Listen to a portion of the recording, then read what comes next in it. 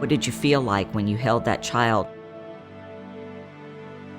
What did you feel like when you signed the legal documents? How did all that feel? I never was asked those questions. It was an island for me. I was in myself in that way that tended to not isolate me, but just bury everything that I had been through.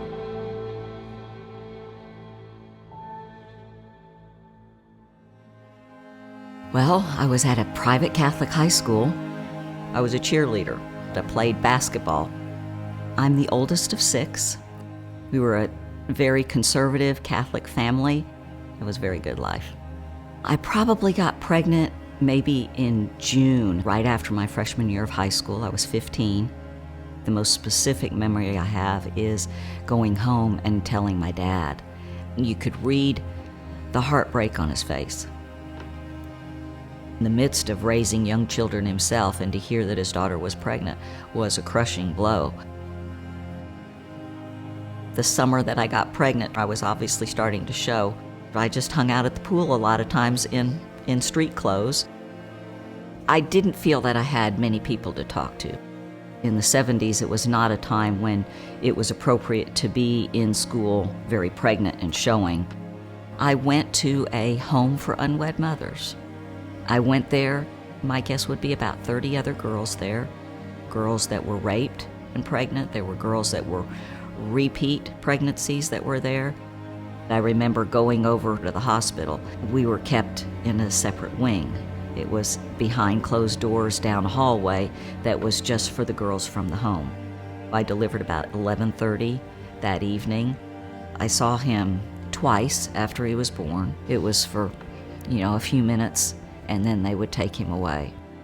Raising that child was not going to be something that I could do, and I would not have that expectation on my parents as well.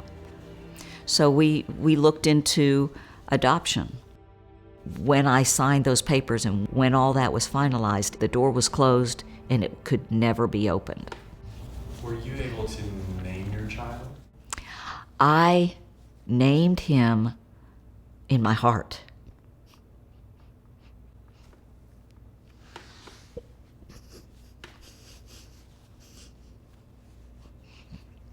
I wrote the time he was born. I wrote how much he weighed, how long he was, and the name that I chose for him. In my heart, his name is Ethan Daniel. Andrew and I always knew that we wanted children.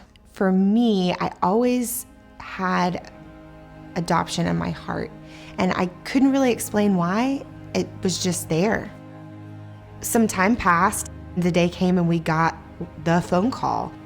Because of his birth mom's great love for him, she actually let me hold him first thing when he was born. Just an epic demonstration of the love that she has for this child and the life she wanted for him. My mom was just very eager to come and to help and to be there and to experience that. And I said, absolutely, and I hopped in the car that very minute, met my grandson for the first time, and it was wonderful.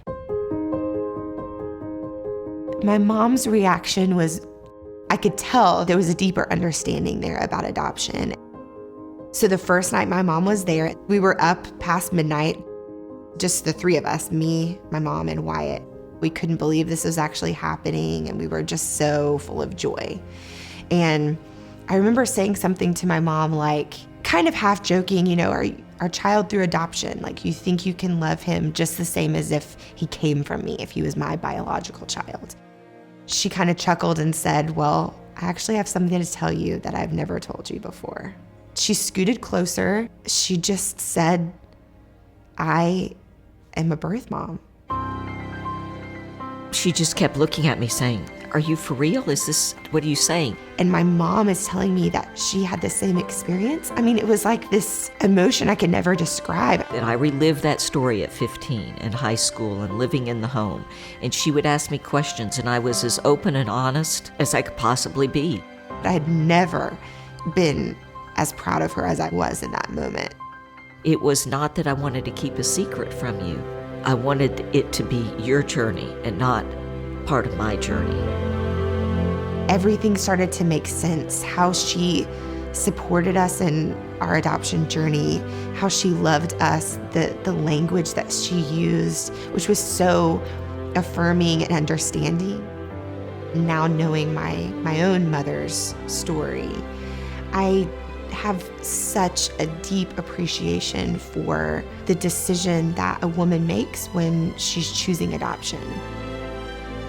Wyatt's birth mom's heart and my mom's heart, I mean, it's all love.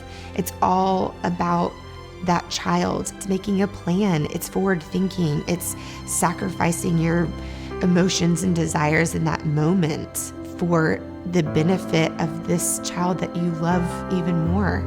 It's a selfless act of love from one to another. Storytelling is the heart of destigmatizing adoption, of making adoption more understood for truly the loving choice that it is. Telling your story, if you can plant the seed that's going to make an oak one day, in the years to come and the generation to come, those seeds are going to change people's thoughts and people's vocabulary and people's acceptance and encouragement.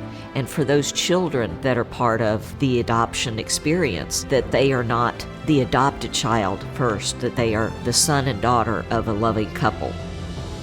We look beyond biological, adoption, race, and everything else that put labels on people and just make them our children.